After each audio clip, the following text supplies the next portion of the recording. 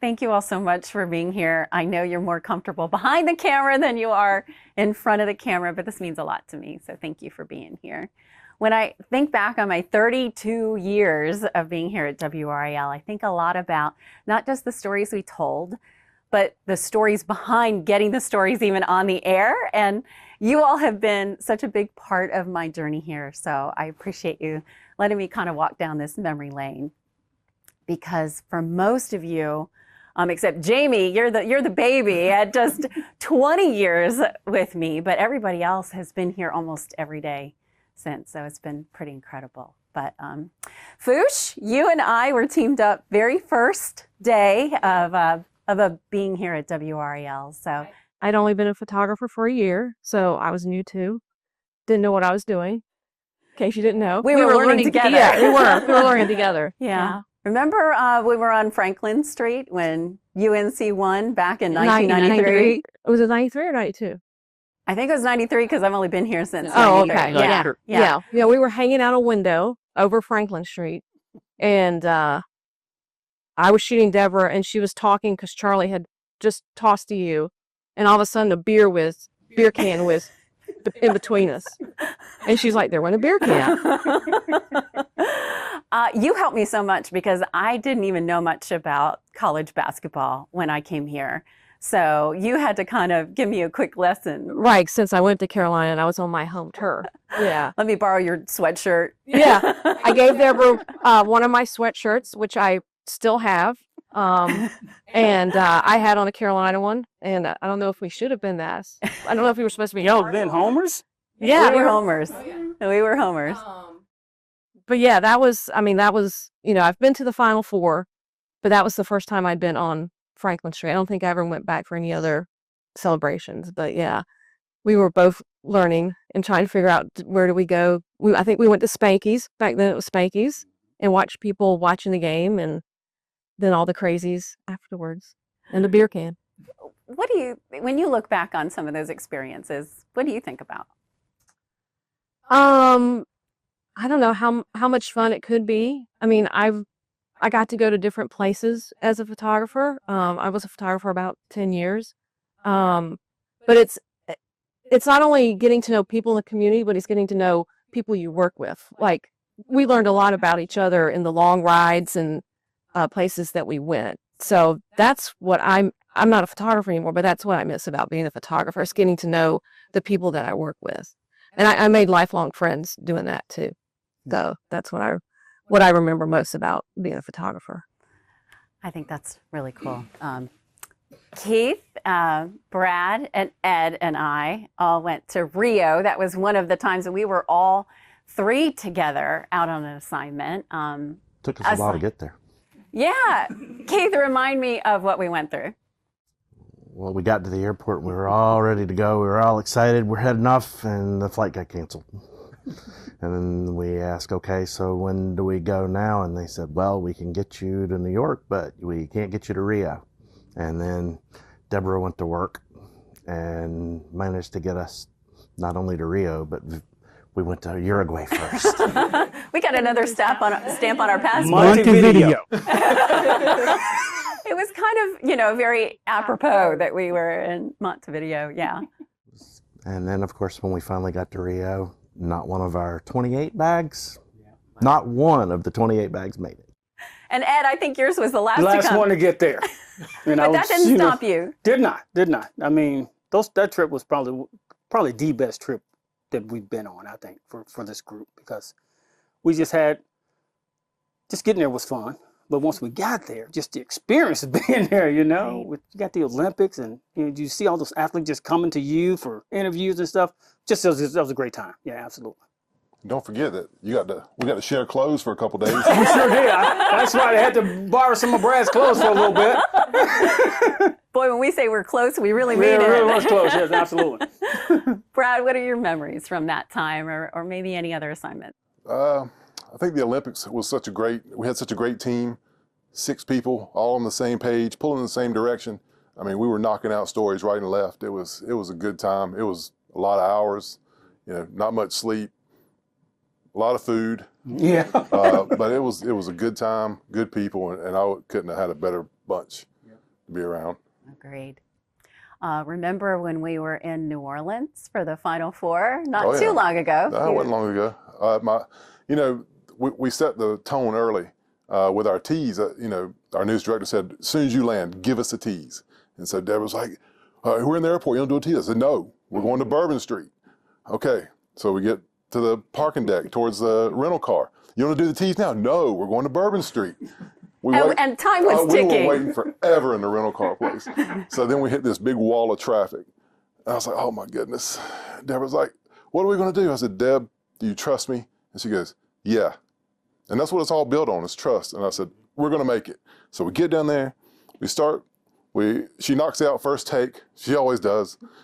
I edit it, put it in the system, and I go, Deb, do you hear that? She's like, what? I hear music. I jump out, there's a marching band coming down. I said, get out, we're doing it again. So we run out there, she nails it again, first try, attach it. We set the tone early. I don't know, we even did anything better than that. But it didn't matter. But what people don't realize is we were seconds away from it airing. Mm-hmm. Like, you had WRAL.com up, you were watching the newscast and feeding it in, like with the laptop on your lap in the car.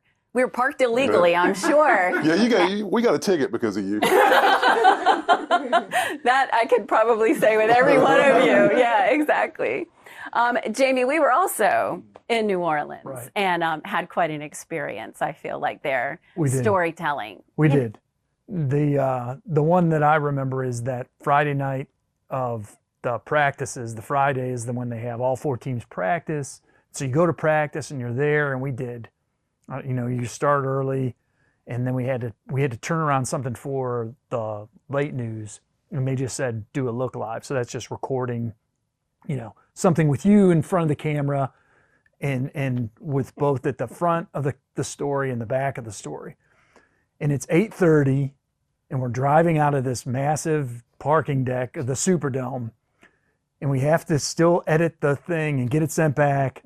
And Deb says, I think I'd like music. I think I'd like to do my look live with music around us. And I didn't say anything. And I just kept driving. And she said, you're not saying anything. I said, well, I'm trying to figure out how we're going to do this. And so we finally got out of the parking deck, and we drove down on Canal Street, which is one of the busiest streets in New Orleans. And I said, put the windows down. And so we put the windows down, and we're just driving and listening for music, right? And all of a sudden I hear a guy on a street corner freestyle rapping. And I said, that's our guy. That's it. How are we going to find a parking space on Canal Street at 9 o'clock on a Friday night? There was literally a parking space that I think we fit in the front and the back of the vehicle like that much. We get out, I run down to the guy and say, if I give you some money, will you do a freestyle rap? He says, yeah. And I'm like, oh, we don't have any money. And I'm like, do you take Venmo? He's like, no, I take Cash App. I'm like, I don't have Cash App. And Deb's like, I'll find an ATM. And she goes off running in her heels. She's running, trying to find money. And finally I get Cash App up, and I pay the guy, and I walk over to him. I said, I just need you to say, her name's Debra. I said, WRAL, the Big Five, in the Final Four. I said, just work that into a freestyle. And I said, I'm going to be on you. And then when you say that, I'm going to pull back, and she's going to start talking, but just keep going. And it was the best thing we did all week. And somehow we magically got that thing on. We were there for like 2 minutes, and we packed up and drove back and got on TV. And then Deb says, I think I want to do a longer version for 11. I said, no. I said, we are done. I said, Deb, we're done. And then we met up with Brad, and we went out and had something to eat finally for the first time all day. I hadn't eaten all day, yeah, we right? hadn't eaten, so. Yeah. I think what I appreciate with each and every one of you is how you never took the easy way. I mean, we have always been about how can we tell the best stories, and I feel like all of you have gone out of your way. Do you agree with that, Keith? I do, but all this has been fairly lighthearted. We've done some very serious stuff too. So all the lighthearted moments there's plenty that aren't, that you handled so well. Yeah, you're talking about Avon. You got an interview with Haley Brooks's family, the young girl who was killed in the Raleigh Christmas parade. And I think, if I remember correctly, it's like they specifically wanted to speak to you. That says a lot about you. And we went up there and talked to the family, and then because of competition type things and another station that was there, we were concerned whether they were going to get their interview on at the same time. We had to turn around and come back, and I think you and I, put, I don't know, 3 or 4 versions on TV that evening. But, it just says a lot about you and the way that you handled it in talking to those people and making them comfortable to tell that's such a hard story about their daughter. Just another thing that I liked about you, Deborah, you never take the easy way out either. You always held us accountable for what we were doing. You didn't let us take the easy way out. Because I remember sometime I was editing something and I said, "That's just really good to me." You walked right down and said, "Yeah, it looks good, but could we do that? That'll make it better." And it did make it better. So I think it was simpatico. It goes back and forth with both of us, and just you just held us accountable as well. I think so. And I want to speak on a personal level. Not only does she care about the community, but she cares about who she's working with, because I'll never forget.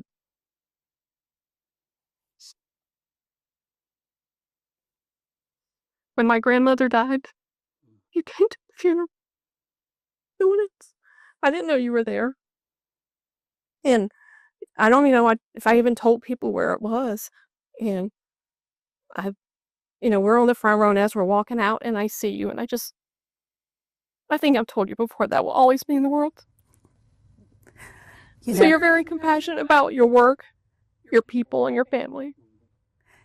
I think people tend to throw the word around family, and not necessarily mean it. But I think for all of us here, the way you've taken care of me, I have felt like your family. I feel like we are so close. Like you said, for all the hours that we spend in a car and that we're going places, and you all mean the world to me. And I'm not just saying that lightly. You really do. Ed, I know your shirt says WRAL photojournalist too, because I could not do anything that I do without you all being the journalists behind the pictures too. And Keith, you even ask questions. I always want you all to be a part of the conversation too. And I love that there's no delineation, right? It's not like I'm the photographer and I'm not going to ask questions. I'm just going to shoot the story. And you all get just as involved as I do with how we're going to be telling the message. It's a team effort. I mean, you can't do it without us, and we couldn't do it without you. So we have to work as a team. And I think you get a certain team together, and it, with all of you in Rio, like, 6 people? Mm-hmm. I mean, how many places do you go with 6 people and you all get along and you all have that one purpose of, getting stuff on air? But that team will come back to family, because there's a lot of team members in this building, but there's a few that I count on more than others, and that I know have my back, and you were always one. Brad, and Keith, I know you probably remember this, but you all even helped me when I fell in Rio. I sprained both of my ankles because I remember that. And I was panicking because I had left my purse with my passport inside, because I somehow thought that it would be safer with me than it would be in the hotel safe. And I left my purse on the media bus, and I had to get to a live shot. And you all behind the scenes, when you had work to do too, you were searching every single bus to try to find my purse, to try to, make me feel better too, where you could have easily said, "Oh, just Deb, wait for the bus to come back around again and check it." We did find it. We did. So tragedy averted. We had to get Deb some ice for her ankles. I was a mess. And people were only speaking Portuguese. So those are the things that just, always strike my mind when I think back with such fondness and appreciation. So grateful to all of you, and thank you for making this just such an incredible journey for me. We're going to Same here. We're gonna miss you, Demo. Yep. And you're the best navigator I ever been with. So. Back in the day, we actually You had had the a map maps. out. That's right. I remember we were at the Super Bowl doing that, and Debra got the map, and man, take you right there with no problems every time. Did you have cell phones back then? Because we didn't have cell phones. Did we have cell No, phones? we I don't had think we did. We had two-way radio. Yeah. Yeah. And we used to talk too much. I used to talk too much on the two-way radio. Yeah. But yeah, I mean, that's what it was about too, is just making sure that we had each other's back. You guys have any other stories that you've been thinking about? Yeah. It was the Michael Jordan's dad murder Mhm. story, and we were going down the dirt road towards, I can't remember whose house it was, one of the suspects. And we're going one way, and all these other people were coming this way. And they're like, I think they said, don't go down there. We went down there. And so we get out, and not even before I could get the camera out, he comes out, I guess the father, with a gun. The longer the story goes on, the bullet gets closer, but he shot up in the air, Yeah. and we're like, all right, we're leaving. All those other people had gone to across a field, I believe, at a church, and they heard the gunshot, and they were like, but I think we went back and they saw us, and we ended up in the paper, the Boston Globe. Our names and everything were interviewed. Right, yeah. But the more we tell the story, The more the best it Yeah. is. Yes. it whizzed right between us like the It barricade. was, it was kind of scary. I mean, especially like Keith said too, I mean, not all of the stories that we've done together have been the happy stories. They've been some serious stories too. Do you remember when we had to go outside the church when Jim Valdano died? Yes. You remember that? Yes. They put us outside the funeral home, I think, Right. We were waiting for the family to come in a by. big old RAL van. Yeah. And it was those kind of stories, you know, I don't even know what we ended up doing, but it's some stories you don't want to do, but you still have to because you're told to do them. Right. Yeah. But you always handled it with grace and ease. Guys. Speaking about your grace, the thing, and I think we probably everyone here could tell a story on this kind of stuff, but it's like the wonder that you would take into talking to people, whether they're, you know, a nobody per se, or just an everyday person, to somebody that's somebody. And it's like, you know, you go to the ACC tournament with you, and it's like, all of a sudden we're going over to talk to Coach K's wife, to Mickey Krzyzewski, or we're going to talk to Wendell Murphy. I'm like, I don't think I've ever seen Wendell Murphy talk to anybody, but he's talking to Debra, and he's happy to talk to Debra, you know? And then the one that really cracks me up more than anything is when we're at the Final Four in 2022, and you come back to the media room and you say, I just talked to Coach Davis. I just talked to Hubert Davis. He was so nice. And I was talking to the athletic director, Bubba Cunningham, and Hubert Davis came up, and boy, he was just wonderful. And I thought, oh, that's really cool. And like 2 days later, we're interviewing Hubert Davis's wife, and she says, you're never going to believe this. She says, Hubert comes back after practice that day and says to me, you're never going to believe who I met. Debra Morgan, we watch her every night on TV when we're going to bed. And I thought, if that doesn't tell you right there. I've always loved, because everyone has a different story. Everyone is so interesting to me. I've never had all the answers. I love learning every single day and love meeting people, not only in these experiences that we've been in, and people don't even speak our language, but also just the people who make our community tick, and just getting to know what drives their passion, what drives their motivation for what they do, and then always try to relate that to the people at home. So again, I could not have done that without all of you guys. And I think they think of you as family because they know, they watch you and they trust you and they just think you're the sweetest thing. But y'all know better. Oh, we know better. No, but I think that's why the community and our viewers love you. I mean, you are who you are. Off camera, you're the same way. You're not doing the anchor thing. You are who you are 24/7. And you do it so well. Yeah. We were in Moore County the other day, and you were trying to buy a diet soda, and I think it took you 4 people before you got to the counter to talk to. And you had the same smile and same gracious greeting for every single one of them. that's what it's all about to me. It's the connection that we make with the community and the stories that we can tell, and those that have an impact that people remember, you know, because we are so excited about what we're doing that we make it memorable for people who are watching at home. And I think that that's always driven me. And I've been on live TV long enough to know that I can't put on the anchor. I'm not Miss Anchor. I mean, you are who you are. There's been so many times that you're live and you don't have a chance to write a script or be prepared. You know, you have to be who you are. And I'm very blessed. Well, I just think the young folks that's coming up, you'll find an example of what a journalist should be. Absolutely.